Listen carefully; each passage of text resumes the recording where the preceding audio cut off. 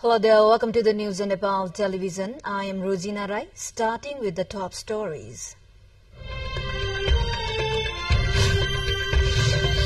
The government forms a high-level investigation committee to probe the NSL tax invasion case. A 30 days deadline entrusted to obtain result. 12 people arrested over allegations of sending Nepali youths to join Russian army made public. Police disclosed Nepal and India routes used for illegal racket. UN chiefs ring alarm bell on global security threats from Gaza war. UN chief also invokes about a humanitarian catastrophe. And Pokhara Thunders climb atop Nepal's Super League points table. FC Chitwan is taking on Butwal Lumbini today.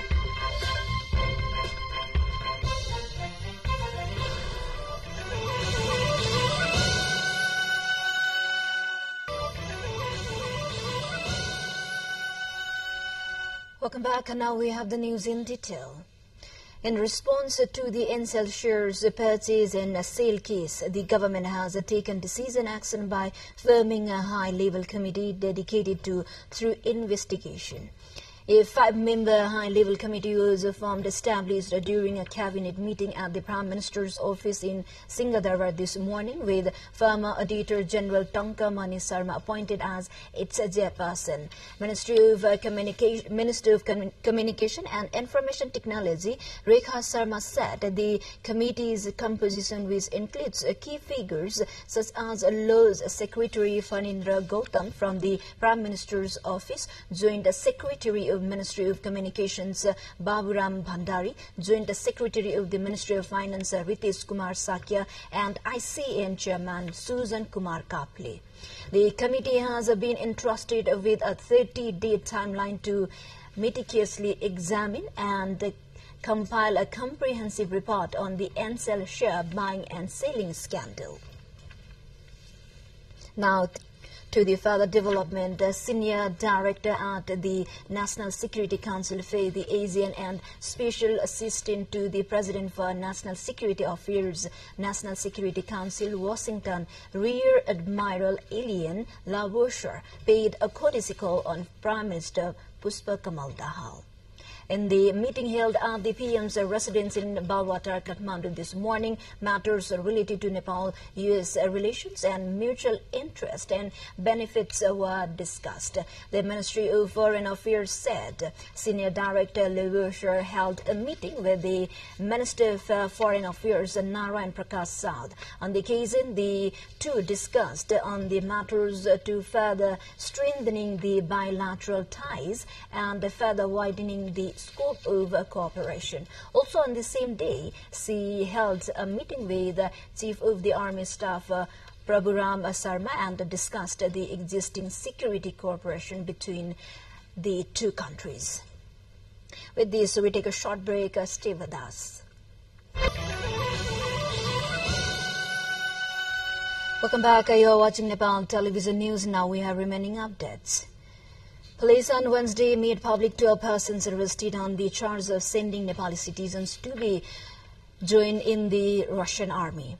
Organizing a press conference at the District Police Range Kathmandu, Santosh Roka and Rosal Maharjan on Kathmandu, Manisa Neopani 23rd of Sindhupalchok, Hari Bahadur Vishwakarma 42 of Udaipur, Chitiz Giri 31, Dipen Pariwar 19 of Pariyar Radha 19 of Siraha Subhas Lama of Kabre Gokarna Aryal of Chitwan, Santosh Nepal of Bara, Sujata Dahal of Okol Dunga, Ishwar Adhikari of Lamjung, and Drona Dangi 38 of Gorahi Sub-Metropolitan City were made public. Spokesperson at the District Police Range Kathmandu, Kumod Dungel, said as per the police investigation, the smuggler used us to send the Nepali youths to Russian army after sending them to UAE on a visit visa and also through land route via India. The group of smugglers had charges rupees 7 to 1.1 million per person. Nepali citizens Sobraz and Anuv living in Russia had supported the group as per the information obtained. Out of those who had gone to Russia, 11 have returned home back.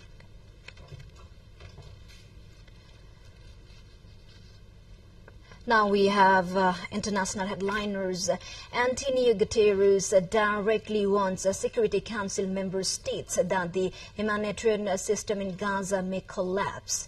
In a dramatic move, the UN chief invokes a UN article not used in decades to call on members to avert a humanitarian catastrophe. He says he expects public order to completely break down because of continuing Israeli bombardment and a lack of essential supplies.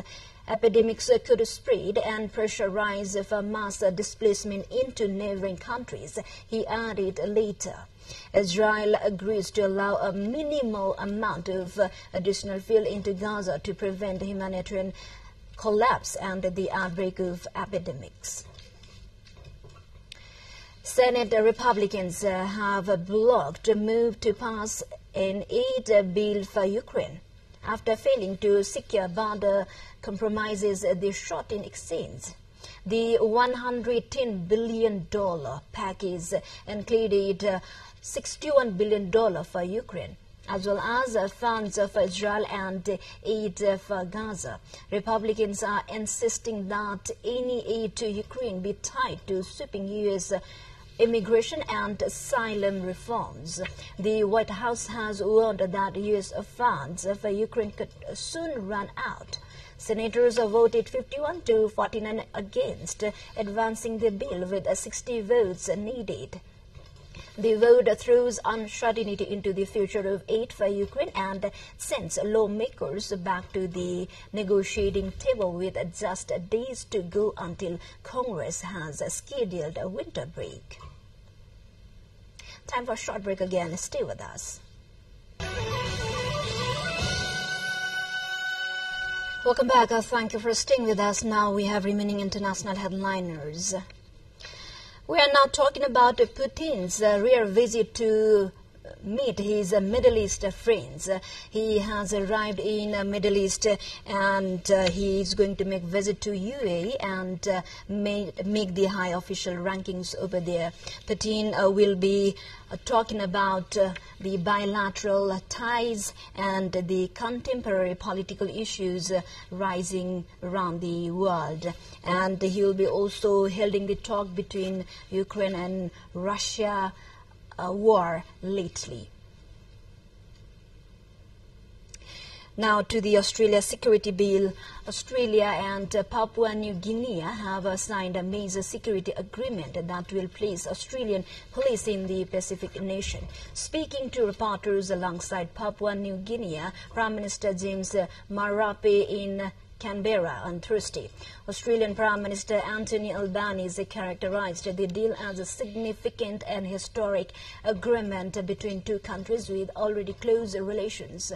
The new deal cements Australia's toll in Papua New Guinea's policy indications and the defense fact. The deal comes in the wake of a U.S. security agreement with Papua New Guinea signed in May, which included upgrades to local military bases over there.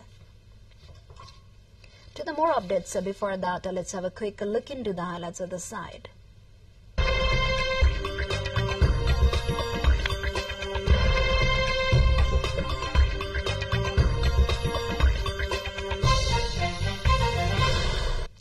China's Innovative Shenzhou 17 crew have recently reaped another harvest of the vegetables cultivated in their space garden.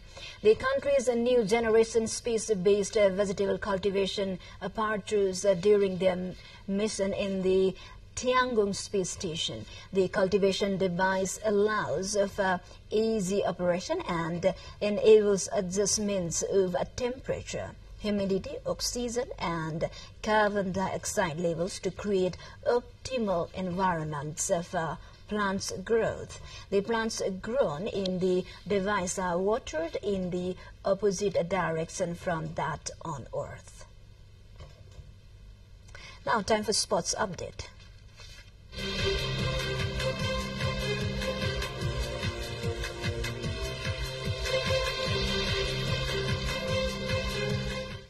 FC Chitwan is taking on Butchol Lumbini in the only match today.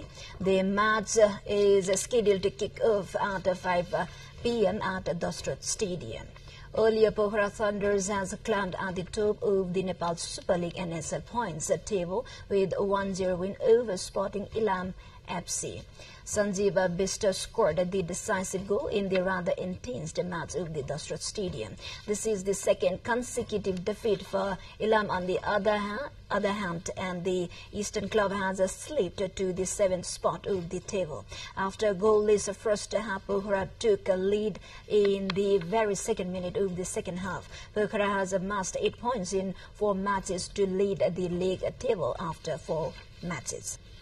With this, we come to the end of this news bulletin, but before we say goodbye, quick reminders of the headlines once again. The government forms a high-level investigation committee to probe the NSL tax invasion case. 30 days of deadline entrusted to obtain result. 12 people arrested over allegations of sending Nepali youths to join Russian army made public, and the police disclosed Nepal and India routes are used for rackets. UN chief rings alarm bail on global security threat from Gaza war. UN chief also invokes about the humanitarian catastrophe. And Pokhara Thunders climbs atop Nepal Super League points table. FC Chitwan is taking on Butchol Lumbini today.